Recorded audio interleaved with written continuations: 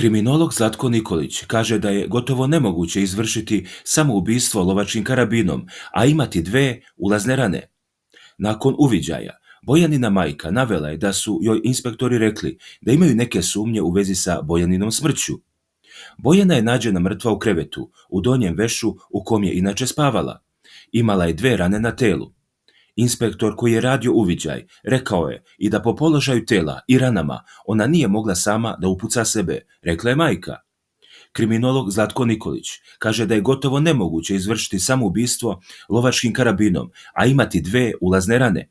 Izvodljivo je da se neko ubije karabinom, naslonite karabin na grudi i pritisnete palcem o barač.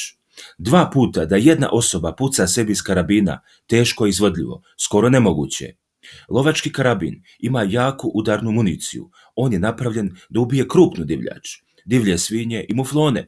Žrtva može da ponovi pucanj, ako je sljedeći metak punjen automatski, ali mehanički da se napuni nakon prvog pucnja nije moguće, kaže Nikolić.